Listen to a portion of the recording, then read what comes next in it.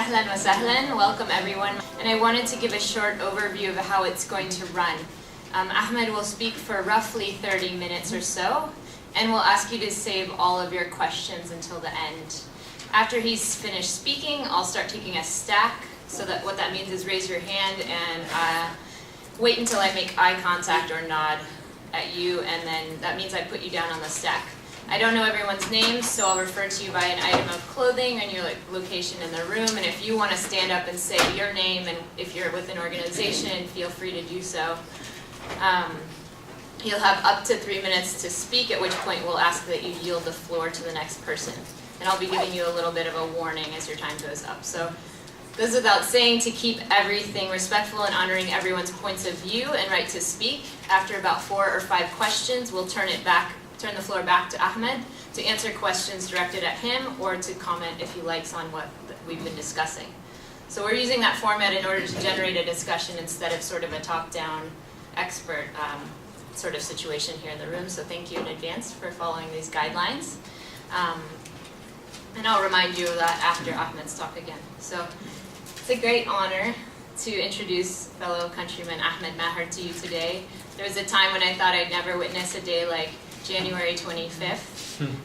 Though my father had his suspicions after the Tunisian Revolution began, I never thought the fever would spread to Egypt. As the news started to trickle in, and maybe some of you saw the YouTube video that went viral featured on Democracy Now! Of Ahmed Maher, inviting everyone to Tahrir Square to join her in regaining the right of bread, freedom, and social justice.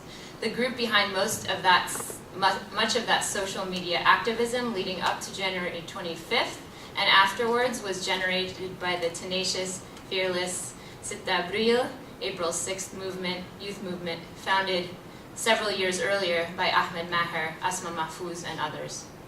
Ahmed Maher is a Nobel Peace Prize nominee, co-founder, and chief coordinator of the April 6th youth movement, one of the most significant organizers of the 18-day uprising that culminated in Hosni Mubarak's departure on February 11th, 2011.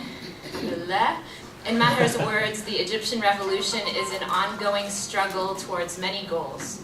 It is a fight for justice, a fight for freedom, and a fight for the fallen. Maher's position remains resolute: complete the demands of the revolution by achieving a civil state that safeguards freedom, dignity, and social justice for all Egyptians. The April 6th youth movement stresses nonviolence and secular inclusivism. It opposes military rule, exclusivist Islamic rule, and autocracy in all forms. After the uprising's success, Maher was one of the 100 members of the Constituent Assembly that was tasked with writing Egypt's new constitution. He resigned in protest in November of 2011, following months of failed negotiations with the Islamic Party-led assembly. Without further ado, I'm so happy to present to you Ahmed Maher.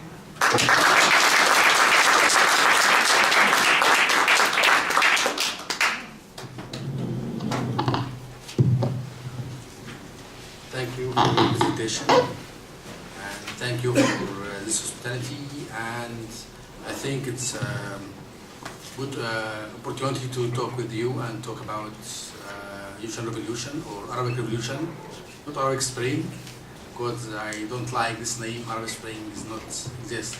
Arabic Revolution is more for me. So it's my first time to Portland. Maybe my 4th time in US, but my first time here. It's a nice city, a nice university. So about revolution, it's a long story. It started from 2003, not from 2011, and didn't finish yet. And I think it will remain for a long time. So for me, I am working as civil engineer now, as a part-time, not full-time, as civil engineer. I am graduated in 2004 and also joined Kifaya movement. It's the first movement in Egypt calling for step down Mubarak and change the regime. Kifaya means enough in Arabic. So I participated in this movement to to help to step down the old regime, because I was students and suffered from corruption, suffered from, there is no good education, there is no transportation, there is no dignity when you deal with the policemen in the street. So we need something to change this regime. We need something to build a new Egypt. Egypt have a great history from more than 5,000 years, so we desire better than this life. So I found many persons, many political figures, calling for change in Egypt and calling for revolution. So I joined this movement in 2005. I was arrested several times in 2005 and 2006. But it's, we know, me and my colleagues in the movement, we know that it's so strange to be arrested. So we are against corrupted regime and have used the police to follow any activist, to try to prevent any movement, any opposition against his regime.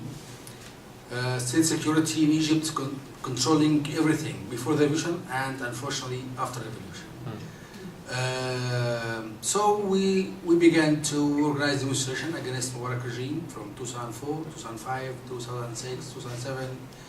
And it was a good opportunity when the workers in a city called Mahalla calling for strike. So we as a bloggers began to calling and have a connection with workers in Mahalla to support them in this strike. And we asked ourselves why we can do a general strike in Egypt. So how to deliver our message to the people, to other workers, to teachers, to students, to organize general strike. And we began to send messages, SMSs, and using our blogs, but it doesn't work. And we found websites. At that time, in 2008, it was a new website in Egypt called Facebook. So, me and my colleague, my friend called Isra, we began a group calling for general strike in Egypt, April 6. And we found about more than 70,000 joined this group. And it was the day of strike. It was big event. Many of my colleagues was arrested. Arrested after April 6th day. But it was a big event, like a small revolution. But the police using violence against protesters in the street of that day. So it was a very great event in Egypt, April 6th day for this strike. After that, we as a group, a new group, I was the older one, have experience from 2005, but the members in this group, new guys, haven't experience in politics, but they want to do something to Egypt. We started to discuss about how we can make a revolution, how we can change Egypt. So we began to study the experience of Eastern Europe, the revolution happened in Eastern Europe, in Poland, the Czech Republic, in Ukraine, Georgia, Serbia, in many countries, to study what happened in these countries, how they made the revolution. And we found a group, and we found a group in Serbia called Otpor, and we followed this experience and so many documentary movies about what happened in these countries, and also translated many books about non-violence strategy and non-violence war from English to Arabic, and began to teaching this idea of non-violence strategy. And we began our organization from online to offline to build a real organization in the street, in universities, in the clubs, young people clubs, to build a real organization in these places.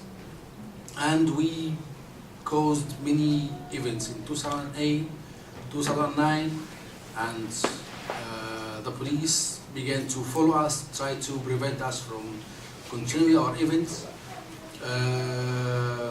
That was in 2009. In 2010 it was very active here. because the brother came back to Egypt, and also the Khalid Said accident in July 2010, and then the frauded elections in 2010, and then the revolution in Tunis.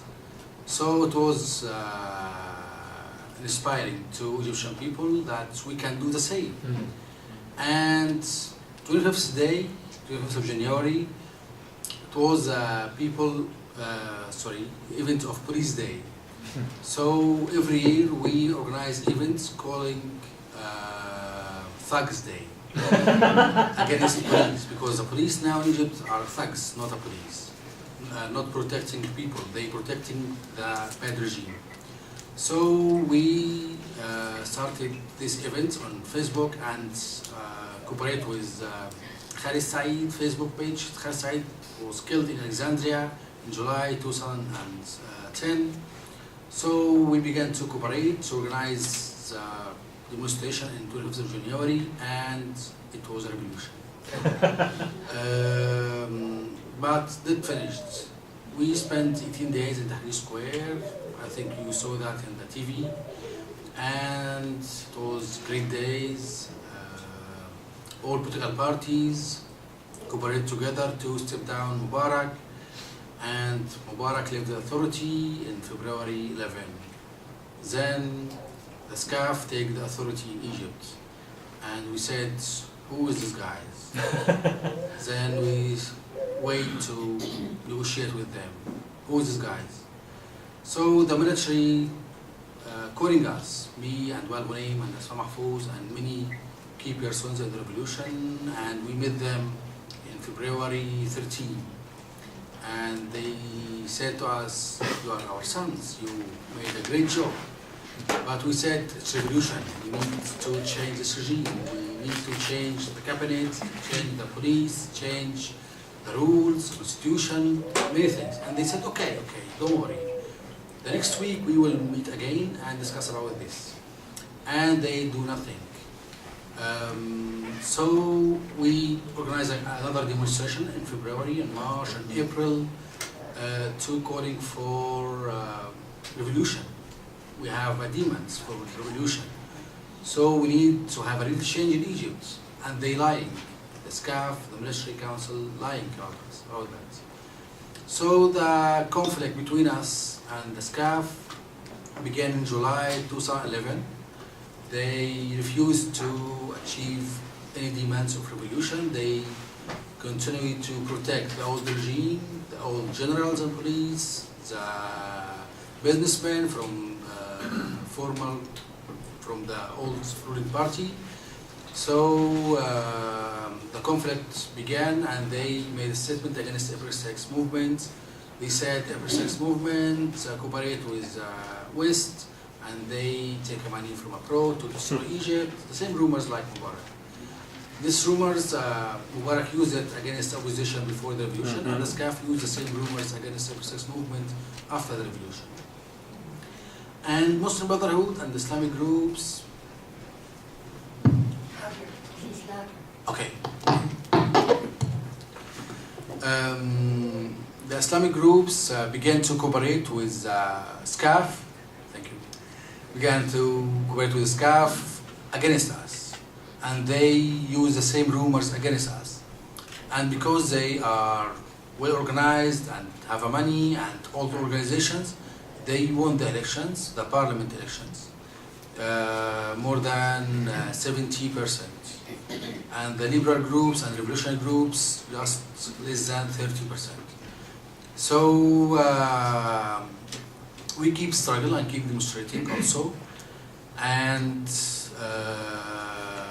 we said, okay, we will rebuild our organization as April 6 at the political parties, and we will try to spread awareness in the old cities and the old governorates, because the SCAF and also the radical Islamic groups using illiterate people, using poverty, they said, vote for us to go to heaven.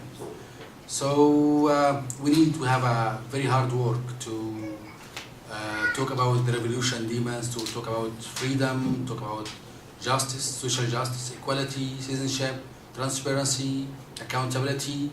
That's the point that we want. That is the point of revolution, the demands of revolution. So that was in 2011.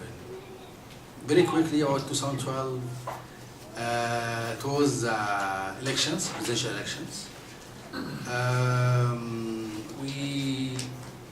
It was 3 or 4 candidates from revolutionary guys, Sabahi, Abul Futuh, Khalid Ali, and they running against each others, and it was a big mistake. We met them all and we said, please, we need just one candidate for presidential elections, and the boss refused.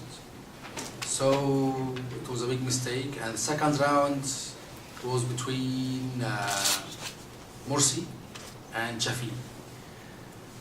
Morsi is a candidate from Muslim Brotherhood.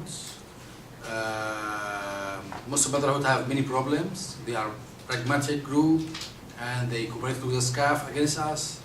And also the vision about revolution is not our vision about revolution. And they have many problems about Islamic background, about they are right wing, they are against freedom, our concept of freedom.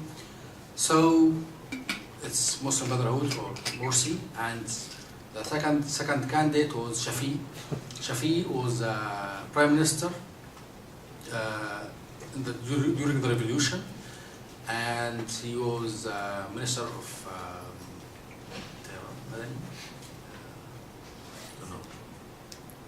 okay, he was in the government before the revolution. So he's a person from old regime. So we can't support Shafi. We need to step down this person. So we began to meet with Muslim Brotherhood and negotiate with them about we need guarantees. If we support you, Morsi, so we need guarantees about freedom, about social justice, about revolution. And he and Jama'ah of Muslim Brotherhood, they promised us that the vice president will be from outside Muslim Brotherhood.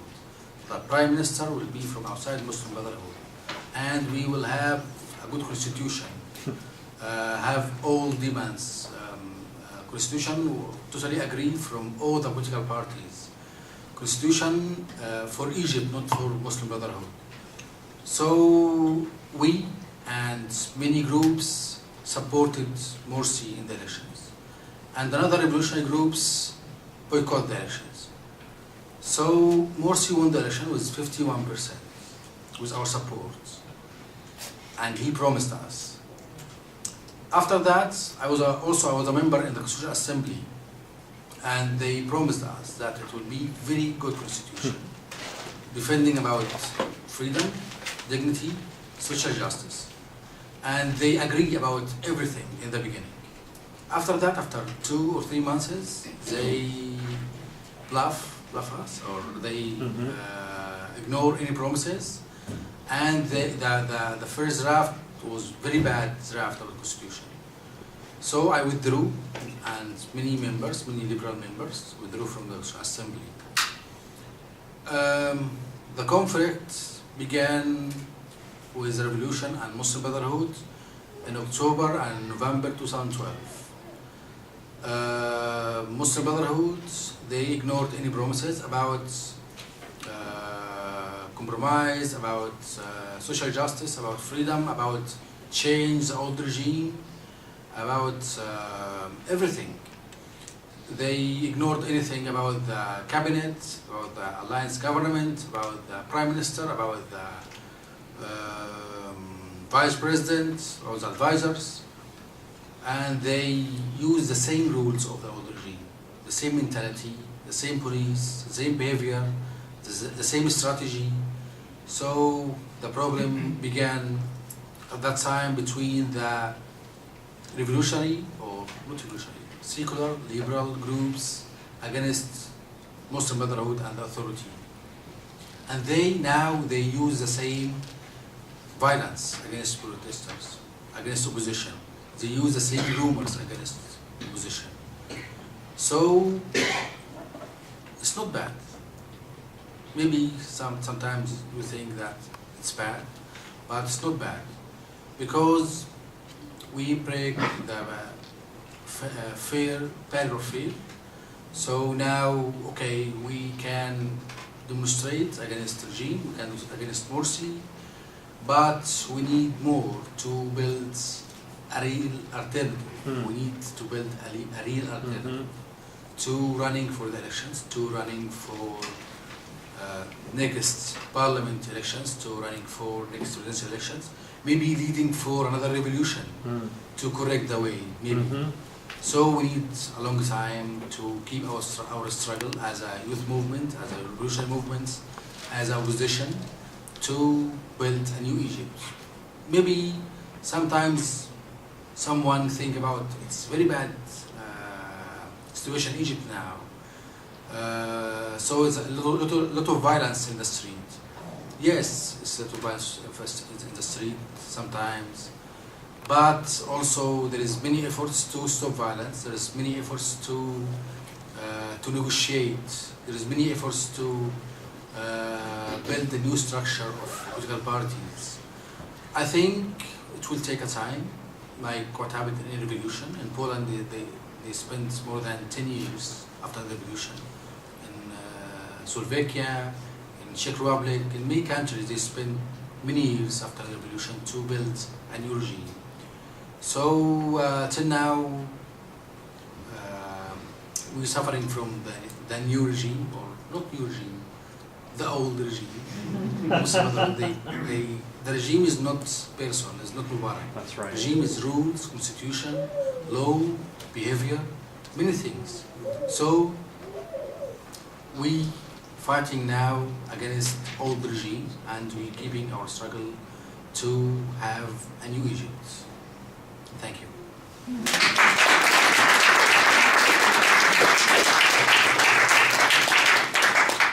Thank you very much. So now we're going to open it up to questions and comments. Again, just raise your hand and I will point to you once, or make eye contact with you once you're on the list. And we're going to take about 4 comments or questions, and then we're going to turn it back to Ahmed for comments and reflections. So.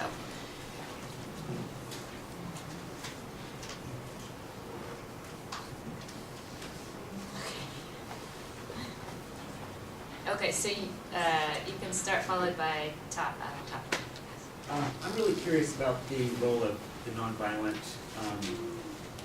action texts, books, videos, things like that you guys read and translated. There's been some controversy about how influential that was. Some people, like the angry Arab blogger, has totally dismissed it. Others in the Western media have really emphasized it as being very important, like writers such as Gene Sharp, people like that. So I was just wondering what you guys really took away from those and actually applied in the movement.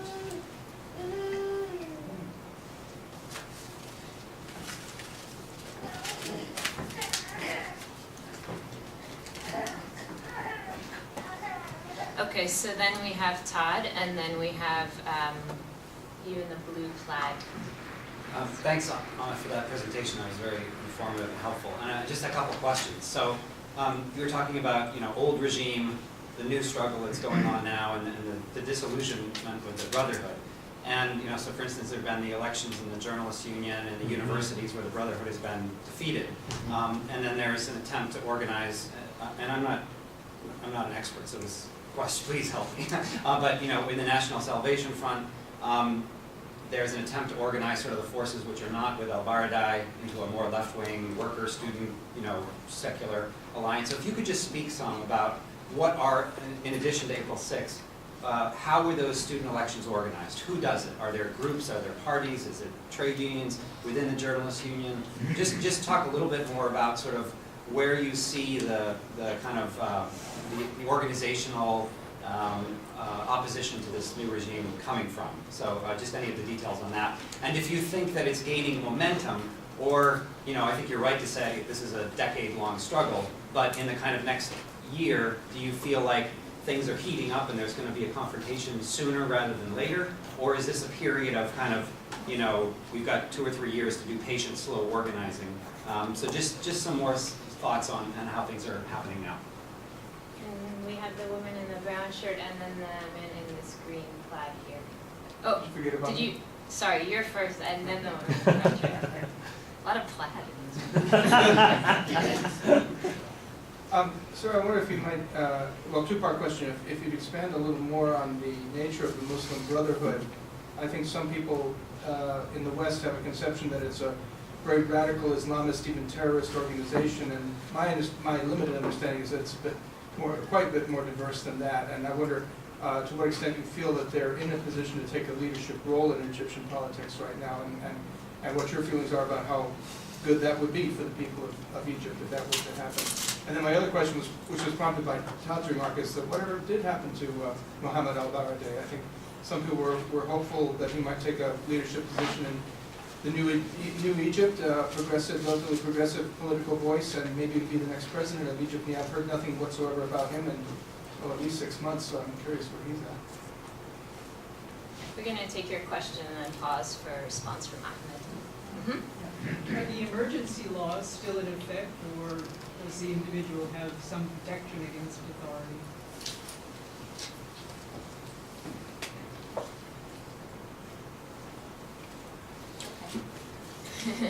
Not a question. First question about non-violence. Yes, we translated many books and articles about non-violence from Jin Shar, and we found many documentary movies about Poland revolution, Ukraine, Georgia, and Serbia. And we sent emails to guys in Serbia because they are young people like us, and they started from universities. So we contact them and talk with them about the organization, the problems, how you deal with violence with the police. So yes, maybe now after the revolution, the SCAF used that points against us. They said, see, they cooperate with Jin Shar. Who is Jin Shar? They spread rumors that Jin Shar was a member in CIA. And they said many rumors about foreign funding to April to destroy Egypt with this strategy, non-violence.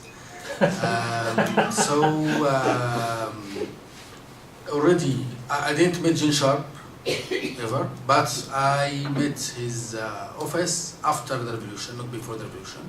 But before the revolution, we translated many books with Jin Sharp, non-violence strategy, and what happened about non-violence idea from India, Gandhi to US and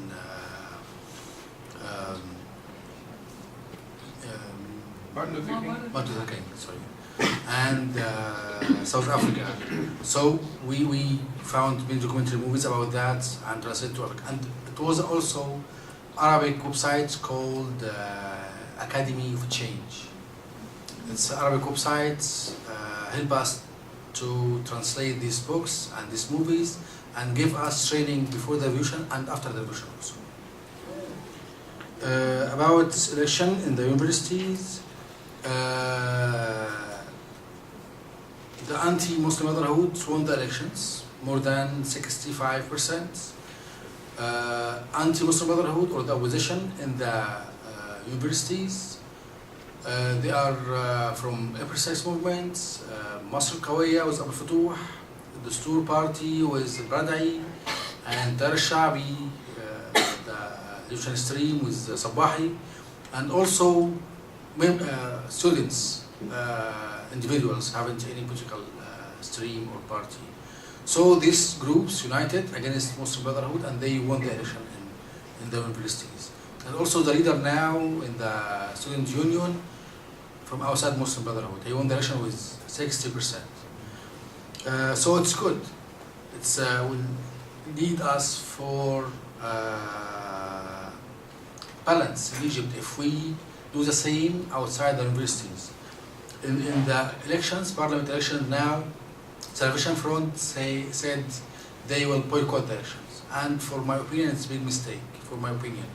We are not a part of the Salvation Front, but we respect Badawi and Sabahi, and we have a good connection with them. Opposition now in Egypt, Salvation Front from the Sur Party and Tayar al-Shabi with Sabahi, and also Left Party and some persons from the NDP. That's the problem. And also the youth movements like Epersex and other movements, and the Noor Party now for Salafis. Salafis now is opposition against Muslim Brotherhood. This opposition now against Muslim Brotherhood, against full controlling from Muslim Brotherhood for the country, and about the elections, running or boycott, is till now we didn't decide. Salvation Front didn't decide till now, but I said we will boycott the election because it's not elections. But another parties, Amr Musa for example, said no, we were running the elections, and another persons in Salvation Front want to run the elections. For us, we didn't decide till now because we haven't candidates. We are the majority in movement students. So we are not ready now for the elections. Maybe we have 10 or 15 members who want to run, okay. If we have vote alliance from youth movements or political parties, we will support some lists, but from our opinion, participating in the election is better than boycotting, because in the university we found that the majority now is not Muslim Brotherhood. After 1 year, I think it will be the same situation after 1 year, because there is no solution till now. From 3 months, we began to negotiate with Muslim Brotherhood and Salvation Front, and we signed the other agreement for non-violence. All the political parties, Muslim Brotherhood and Salafis and Salvation Front parties and youth movement signed this agreement against violence. And after 1 week, we began to negotiate with them about, okay, now we can make a solution to stop violence and build a new Egypt and cooperate together to build a new Egypt. So Salvation Front wants 3 big guarantees, not demands, guarantees. Change the government with alliance government, and change the Prosecutor General, and change the constitution. I'm with them. I know we need to change this government, we need to change this general prosecutor, we need to change this constitution. But Muslim Brotherhood said no negotiation about that. If you want to change that, running the elections first. And then Salvation Front said it's not fair elections because the rules controlled by Muslim Brotherhood, security controlled by Muslim Brotherhood, the areas and police stations controlled by Muslim Brotherhood. So it's the same regime, so we can't running these unfair elections. So there is no solution till now, and you can find every month a new demonstration and some violence, and young people will die in demonstration every month. Maybe we will have a solution about Muslim Brotherhood go back, Muslim Brotherhood agree, a new revolution, I don't know. What is the nature of Muslim Brotherhood? Okay, the Islamic movement is not one party. The Islamic movement have jihad, have Jama'ah Islamiyya, have Salafis, have Muslim Brotherhood. Jihad, you know jihad, they are using violence against regime or against corruption or against occupation. But now they are not strong in Egypt. Maybe outside Egypt, but in Egypt they are not strong. Jama'ah Islamiyya, they stop violence because they spent more time in the jail, and they rethought again about violence, and they said violence is not good, not useful. So they have a political party, Jama'ah Islamiyya. Salafis, before the revolution, Salafis was away from politics. They just religious organization, make services to poor people.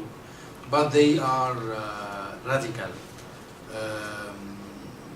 Now they have 2 or 3 parties.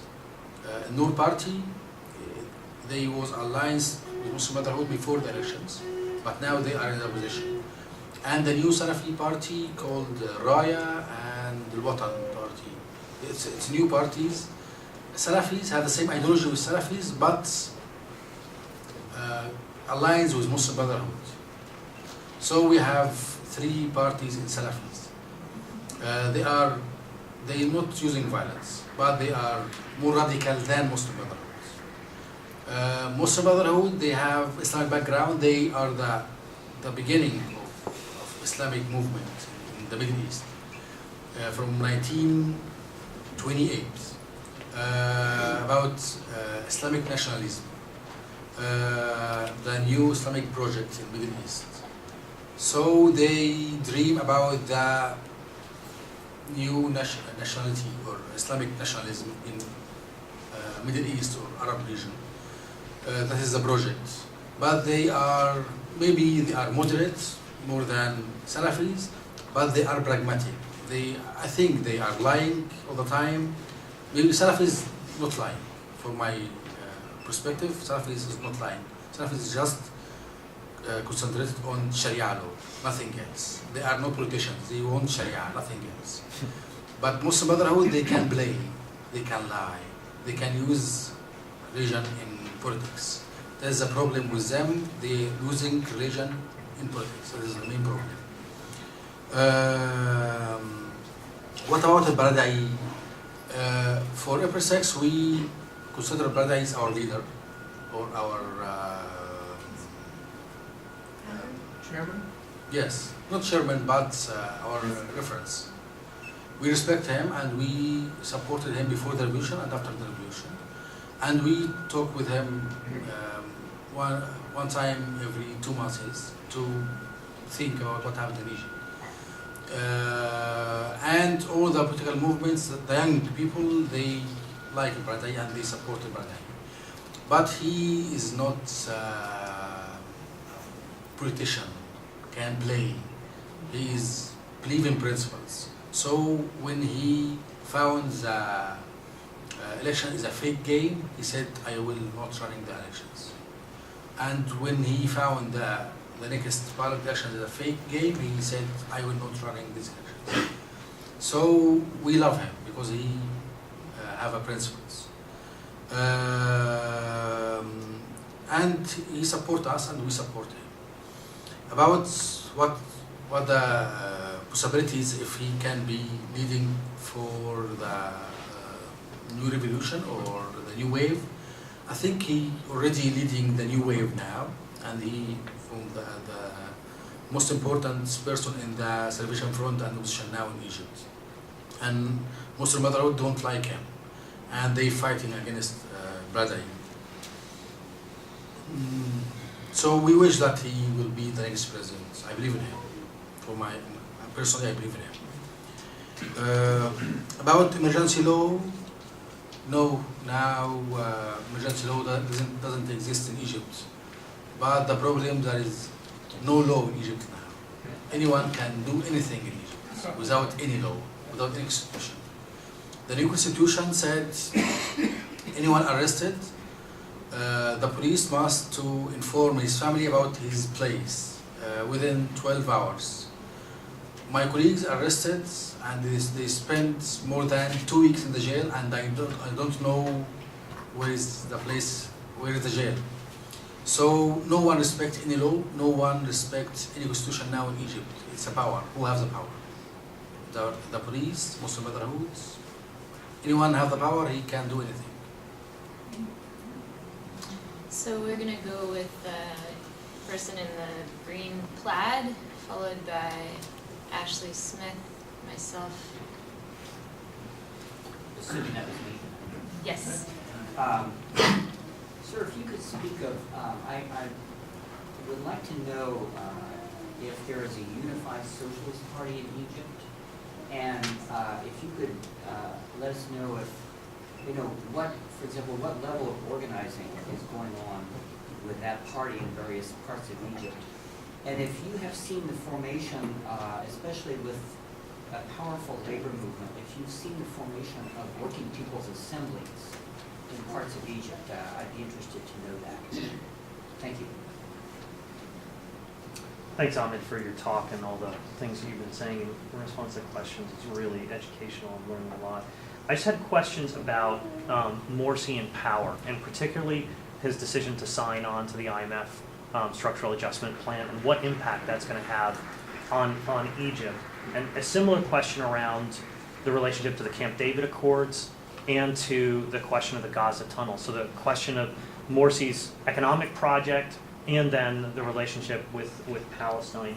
And then just a bigger question about the importance of the workers' movement in shaping the April 6th movement to begin with. That is that in the struggle, the demand for democracy was tied up with demands for social justice and equality, the right to unionize, and some of the demands of the working class in Egypt, and what that means for the next phase of the revolution, because it seems that there need to be more profound changes than just the democratic victory, which would be a huge advance to have a much more democratic society. But just looking at Eastern Europe, the kind of limitations of just having democracy, and then you still have all the inequalities and injustices that plague Eastern Europe, especially with the economic crisis that we've been going through for years. So just some of those questions, but thank you for coming. Okay, I have a comment, and then we're going to go to the woman in the black jacket, followed by the man in the green shirt. So I have two questions. One is, I know you talked about having reading a lot about nonviolence before the revolution. Was there a discussion beforehand about how did you come to the agreeing upon the tactic of nonviolence? And the second question is, we've seen in the recent weeks that shipments of tear gas canisters are coming from the U.S. to Egypt, and wondering both about the U.S. role in relationship with Ahwan, and also if you see any ways that U.S. citizens can be allies to the revolutionary movement in Egypt. And then we'll take you, and then we'll go back to Ahmed. Excuse me, could you both remember to speak a little bit louder? Oh, sure. Appreciate it. Asking Egyptians to speak louder unless you're doing something wrong. Okay, so please, you in the black. So I wanted also to thank you for being here in Oregon, and I have a couple questions. One of my questions is, what role did the White House play in Mubarak's resignation? And the second would be, how long you planned the revolution in Egypt? Kind of like a time frame. And what does Egypt revolution all means for the Israel and Iran? Small question. And Iran? Iran. Did you get my?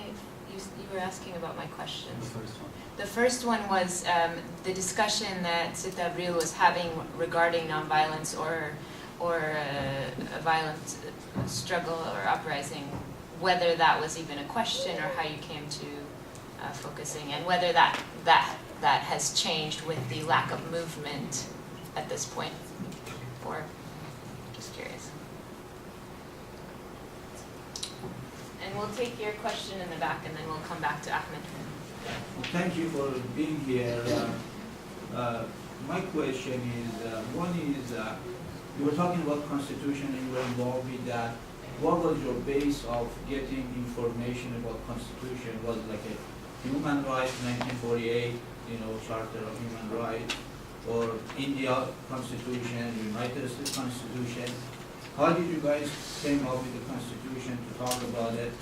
And another thing, during your high school age over there, were you guys practicing in high school anything about different, political views, or what's happening in the government? Would it let you to do that? Would they promote you in the school to do that? The reason I want this answer from you, please, You were talking about 70% they were Islamic, in the, what's happening, and 30% were more liberal and Democrat, or they want a different change. How are you going to change those 70% people to get what you want?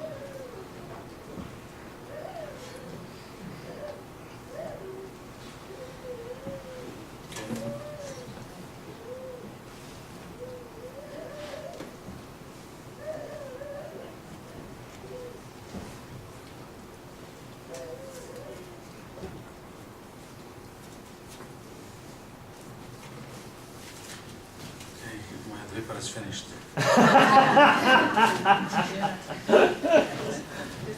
Okay, about the first question about unified socialist parties. Looking. It's a hope to unify socialist parties.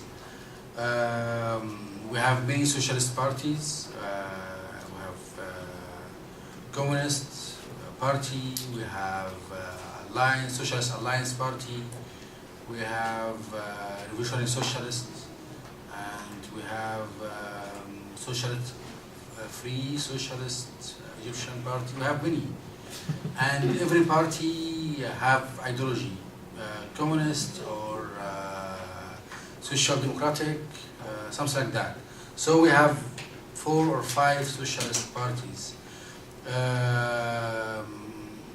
I wish they unified in one day, someday, any day in the future. So, but they cooperate each other in this time against Muslim Brotherhood. We have Social Democratic Party in the Salvation Front, and we have Social Alliance Party. Yes, they joined also Salvation Front. And we have social movements like Communist Party and Revolution Socialist outside Salvation Front, but they also cooperate with Salvation Front against Muslim Brotherhood. So, okay, if they united in the future, it's okay. But the social party, I think in the world, they not united, they dividing all the time, splitting all the time in many countries. So in Egypt, they're splitting more than any country. So I wish they united in any project or any elections, and they can do that. The labor movements and lefts. The social parties, they support labor movements. They supported strikes from 2006, 2007, 2008. Till now, they supporting strikes and free unions. The idea of free unions, it's after the revolution. Before the revolution, there is no syndicates or unions. Now we have free unions in Egypt, but we need to build, because it's began from just 1 year. We need to build a real unions and spread the concept of unions, defending our rights. So there is many organizations in Egypt, many NGOs defending about labor movements, defending about social rights and political parties and bloggers and activists and movements. It's increasing day by day, because we make a link from 2006. In 2005, when we said freedom and democracy, no one understands from the people. But when we said bread and salaries, so the people make a link between democracy and social demands. So it's very important. Now we are continuing with this struggle, and I think in 1st of May it will be a big demonstration, because it's May Day. Really? Mayday. International Workers' Day. Really? Yeah. Okay. So it will be a big event in Egypt, and also in May, also May 10 and May 17, it will be a demonstration to calling for social justice and decrease prices and increase salaries, and defending about social justice this month. About the question about I am flown, and The IMF loan, that's the position against IMF loan because it will make the people suffering from salaries because depending about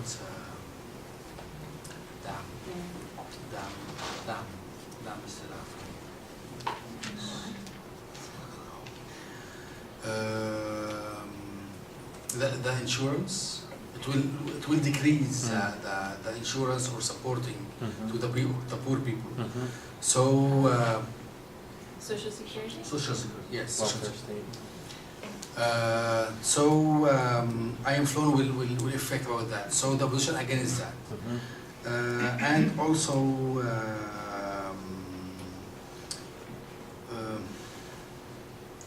the economy about with Gaza. You asked about that.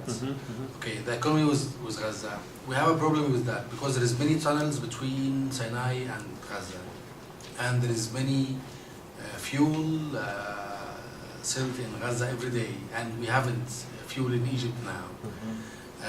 And there is hidden economy and trading between tunnels between Sinai and Gaza. So there is no controlling from the government about that, and there is many weapons from Gaza to Sinai and from Sinai to Gaza every day in these tunnels. Fuel, food, weapons. No controlling about that. No one know what happened in this area. There is no security. There is no one can control that, and it's a lot of money in this trading in this area. About Israel, you asked about Israel and Camp David. The Camp David Accords that Morsi's respecting. I think he will respect that. I think he will respect that. And in what happened in Gaza, he was in the main parties of negotiation with Hamas. And I think the U.S. supporting to Morsi because he can control Hamas. And I hear that from many persons in U.S. Morsi can deal with Hamas, Morsi can control Hamas, so Morsi is a good person. He will respect the Camp David. About equality and social justice and democracy. For my perspective and revolution perspective, democracy equal social justice. There is no democracy without social justice. Democracy is not just police station and elections. No, it's must related and linked to social justice and equality because we have more than 45% of Egyptian under poverty line, and we have more than 30% of Egyptian literate people. So in Egypt, democracy equal social justice. No separating between freedom and social justice. And when the people go to the street in 25th of January, they said freedom and bread and dignity and social justice. So it's the main component of revolution. About non-violence, what is the meaning of non-violence and strategy of non-violence? Like, how did you decide on that when you were forming the Okay, how we decide that we saw many movies from the website called Academy of Change. It's Arabic website, and we saw documentary movies about revolution, and we said we want to do that. And also we found movies like Battle in Seattle. V for Vendetta. Yes, we saw these movies and it was inspiring to us that we can do something like that. It's V for Vendetta is talk about big events like every 6th day, and Battle in Seattle is talk about many parts in this movie have non-violent strategy. When they closed the conference place, the way to the conference, it's non-violence. When they close the roads and prevent the conference, non-violence. So there's many movies from the cinema or from the documentary movies inspired us about non-violent strategy. And when we saw the revolution in Poland, documentary movies about Poland and documentary movies about Serbia, we said we want to do that. What happened in these countries? And we follow the news, we follow the many articles and books about what happened in this revolution, and we said, okay, we will use non-violence.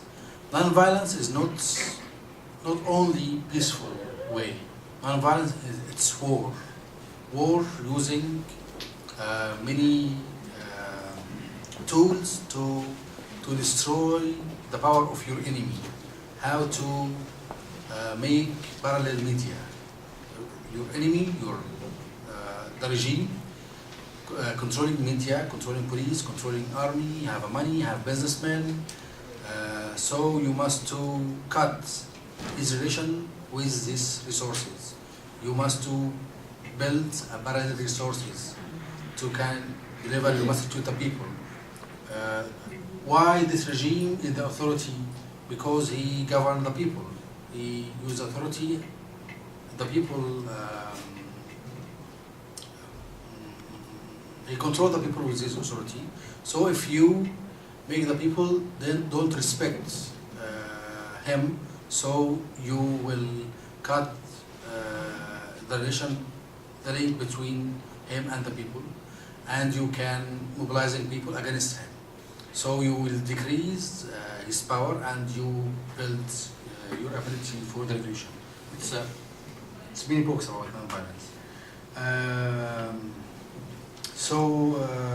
We use a strategies not peaceful only, no, it's peaceful and organization and planning and many things. Have many strategy and tactics and many experience in many countries, and we editing many things in non-violence, and you can find in the future other movements add many tactics and experience in non-violence strategy. U.S. role and relation with Muslim Brotherhood and tear gas. We feel that U.S. supporting Morsi, like U.S. supported the SCAF, like U.S. supported Mubarak before the revolution and during the revolution also. U.S. supporting anyone in the authority. U.S. supporting anyone achieve U.S. demands. They search about the benefits, about U.S. demands, about investment in Egypt, in Arab countries, about Israel security. That is the main point with U.S. Israel security. So if Mubarak or the SCAF or Morsi help them in these demands, money and business and Israel security, so they will support him. I'm sure that U.S. administration don't care about democracy. Maybe they use democracy to make a pressure, but they don't care really about democracy. Maybe the activists here or journalists here, they care about democracy, but the government here don't care. United States supporting Mubarak before, and in the beginning of revolution they supported Mubarak. Absolutely. And when they found Mubarak will sit down, they said Mubarak must leave now. and they made a deal with the SCAF. Yeah. And they support the SCAF, and when the SCAF attacked us and killed many of our colleagues in many clashes, they defend about the SCAF and they said, there's many persons here said, forgive them. So they will support any authority. And they give Morsi 140 million tear gas. 140,000 tear gas. I don't care about the government, but I care about the people and activists. Israel and Iran. It's a big question.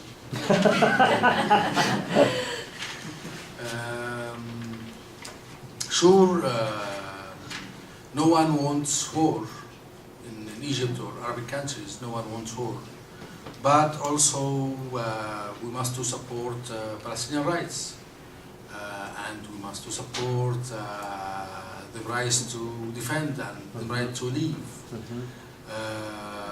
I think Egypt will respect Camp David agreement, but also we supporting Palestinian rights.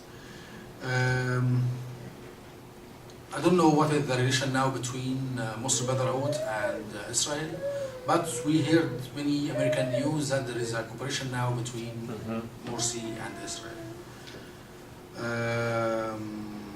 Iran, we haven't relation before the revolution with Iran, and because the big problem about Sunnah and Shia. And now when Morsi opened a relation with Iran, now the Salafis against him and joined the opposition against him because he gave Iran, gave the Shia a chance to penetrate Egypt or occupy Egypt or spreading the Shia principles in Egypt. But I think if I'm not against any relation with any country, depending on Egyptian interests, not following any country, not following US, not following Iran. No, it's equality. If we are equal, so we can cooperate about many issues. There is a fear in Egypt about Iran. Yes, there is many Egyptians afraid from Iran because we know and we think that Iran want to control Arabic countries. They controlled already Iraq, they controlled Syria, they supporting Bashar, and we supporting revolution, so we have problems with Iran.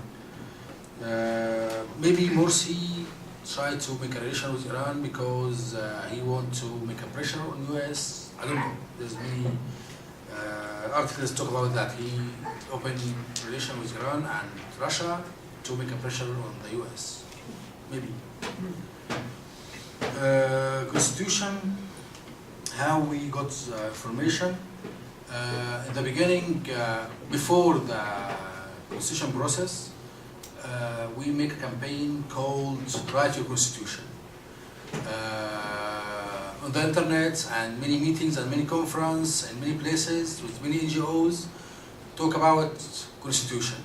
And we study the experience about the constitution in many countries after the revolution. In Czech Republic, in Poland, in Germany, in India also, in Brazil, in Portugal. There's many countries have a constitution, so we study this experience, either NGOs or youth movements.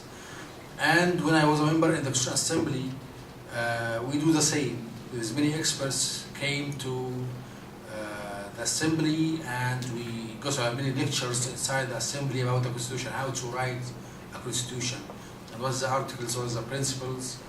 But it was in the beginning.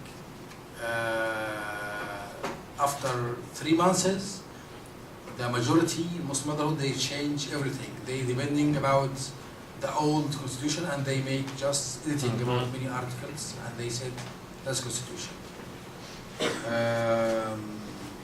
About education, about politics, the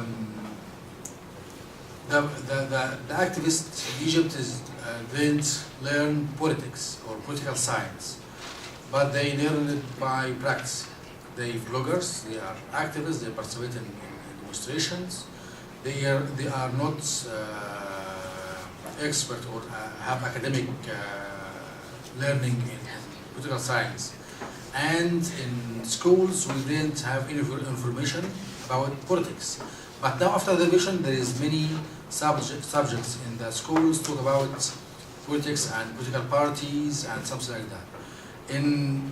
When I joined Kifaya, when I joined Al-Ghad party in 2005, there's I got many training in political science, what the meaning of political party, liberal, social, communist, what the difference between party and lobbying group and movement.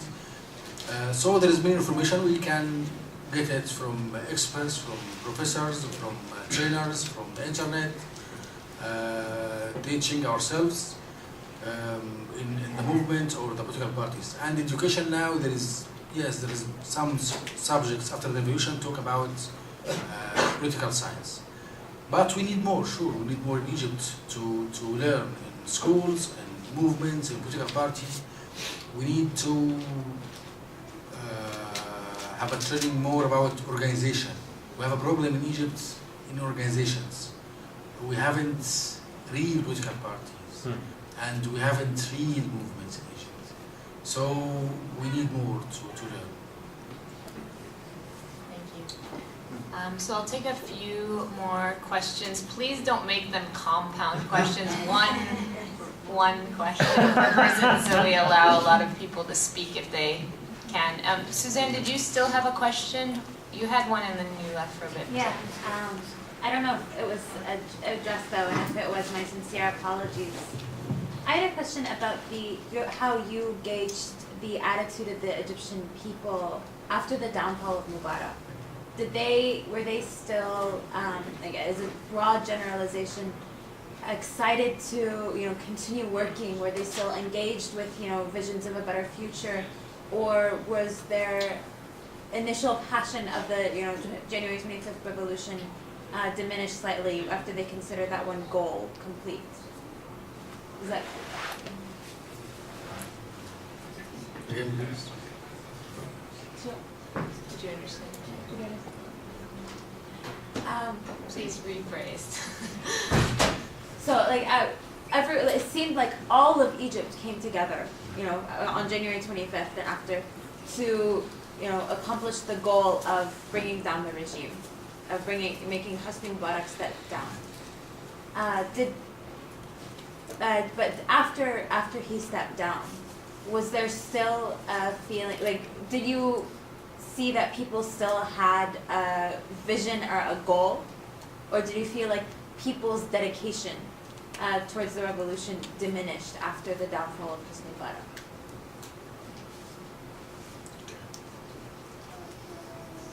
Do we have any more comments or questions at this point?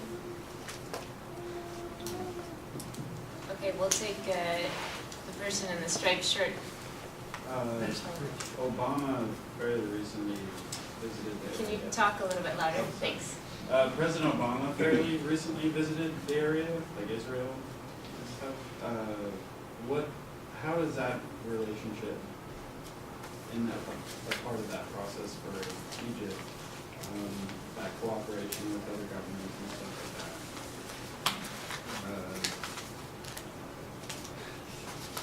I guess I just wonder if there's all this turmoil in the region and stuff that the United States seems to do more things covertly or not as publicized.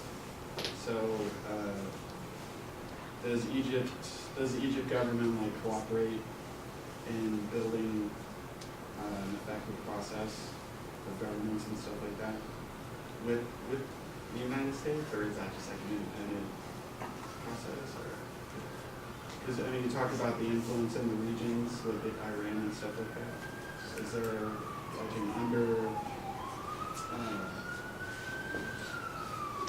sort of behind the scenes networking going on? In a sense. The relation between Egypt and US Yeah. in the future. Yeah, in the revolution.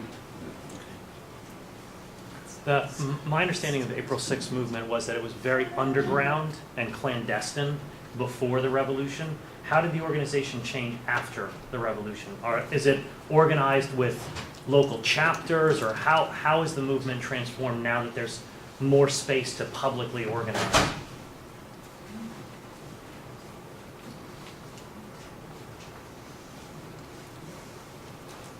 Okay, let's turn back to Ahmed.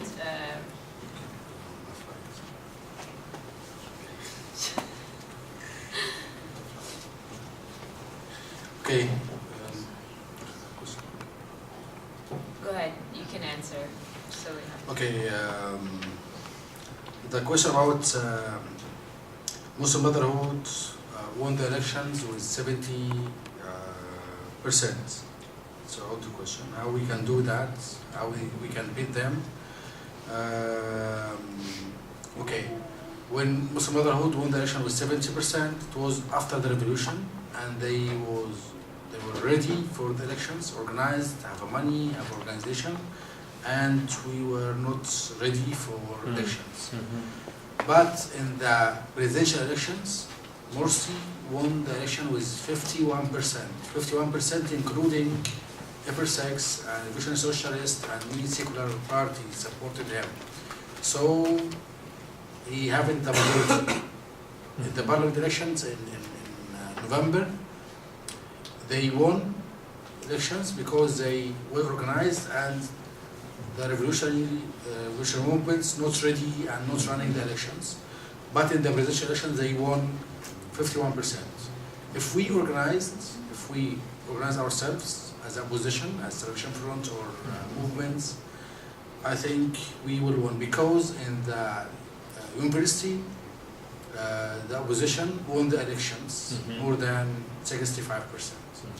And now the people don't like Muslim Brotherhood. The people voted for Muslim Brotherhood, now they don't like Muslim Brotherhood.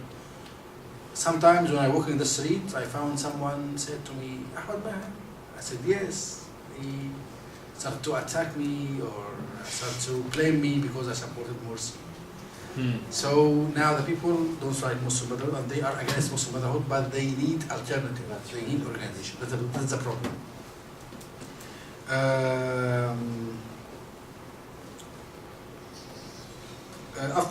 When the people go to the streets during the revolution, because they suffered more than 30 years from corruption and torture and poverty. So when they found hope, they go to the streets against Mubarak. But when Mubarak leave, the people go to home. The majority of people go to home and they said, we are tired and now Mubarak is out, so revolution is succeeded. And we said, no, not yet. We need to continue our struggle. That's a problem, because we mobilized people during the revolution or before the revolution, but when Mubarak leave the authority, the people go to home, and the momentum or the power of the people is not enough to keep pressure on the military, and the military was more smart than Mubarak. They played with us and they played with the people. So that is the main reason made the military control everything after Mubarak. So if we need a second revolution, we can't make a second revolution without the people. When the people will back to the street again, when the people need to go to the street again, it will anytime, maybe this year, maybe next year, maybe next elections, we don't know. Relation between Egypt and US after the revolution. I think US can help Egypt with investment, for example. US can help Egypt with supporting NGOs for democracy or for freedom. But after what happened with the American NGOs in Egypt, now they are afraid to make a training to parties or movements. Now we have, if you know about Robert Baker, he was working in NDI, and when the case about American NGOs, so the American trainers escaped from Egypt, and this guy stayed in Egypt in the court. Till now we have a case and court in Egypt about American funding to American NGOs. So now, American NGOs don't want to help any civil society in Egypt now. I think if really US want to build a new democracy, so they need to support a real NGOs defending about human rights. About the structure of April 6 before and after the revolution. Yes, before the revolution, we working underground, try to reading, try to sending message, hidden message, not direct messages to ourselves, to our members. Have secret groups on Facebook, have a secret meetings, secret structure. After the revolution, we changed it. That now we registered as a foundation, and also we have office and like any movement or political party, but we try to be careful because now the security again follow us. And we have a problems with Ministry of Interior, and we have a problems with the police because the Ministry of Interior they didn't change it. So sometimes we can organize any conference, any meeting, any press release, or any event, any concert or anything. But sometimes we try to hide in some details because security till now the police supporting any regime.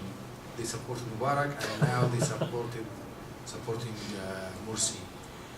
The structure now is bigger than before. For example, now we have NGO for services, for civil society, and we have think tank now in April 6, and we have other groups and new groups, and we have a big organization. Before the revolution it was more closed, now it's opened more than before the revolution. So we're gonna just take 2 more questions or comments and then wrap up. And I'm sorry if your question didn't get answered, but you can come and speak with Ahmed for a minute afterwards. So we're gonna take you in the purple and then Sydney there in the back. Thank you. My sister-in-law visited Egypt about a year or 2 before the revolution, and she noticed a large amount of young people who were just standing around unemployed. And I wondered what the situation was now, the unemployed people and the anger of the unemployed people. And I remember back in the early 80s in Britain when there were riots all around the country because of that anger of unemployed people. And so is there that anger still there in Egypt?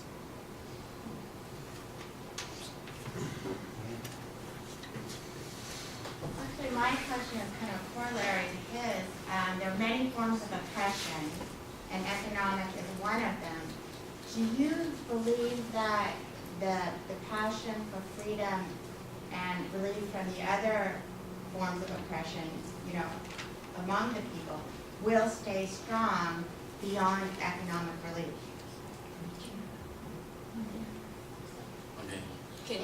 If there's economic recovery and more people are working, will they still be as strong and as united to seek the other freedoms that are being wanted and, fought for? Do you have a sense about that?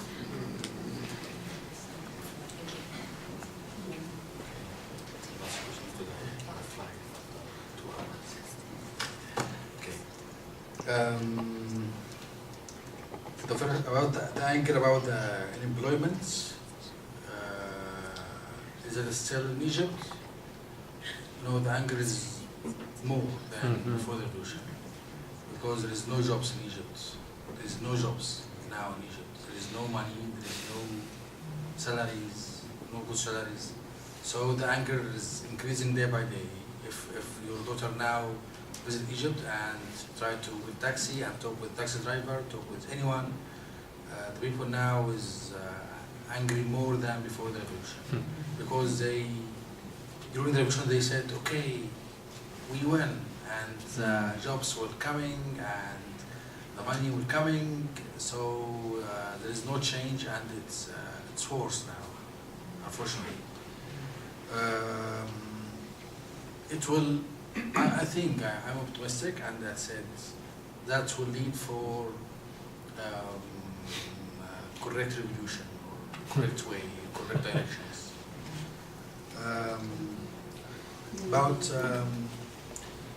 Yes, economy is the big issue in the revolution, and economy is a big issue now, and the bad behavior with the government, from the government now about economy, the same crisis still in Egypt, still working in Egypt. There is no jobs. There is, the food prices increasing day by day. So the economy crisis is still working in Egypt. Is still being in Egypt, and as I answered, it will lead for something in the future, because the economic issues led for the revolution in 2011, and the same issue will lead for something the next years. Thank you. Go ahead. Okay. The last thing, sorry for short questions, because my English is not good enough. Way better than our Arabic, or at least some of our Arabic. So, Shakrin Ali, thank you so much for being here, for all of your questions, and for coming on. He just came from Egypt today, so running around.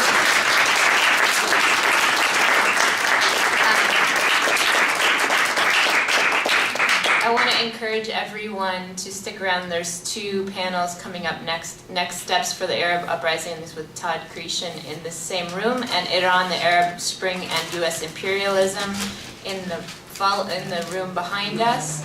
There are also some surveys that Super has created about these workshops, and we want you to fill them out and give them back to us, give us some feedback. That would be great. Thank you so much.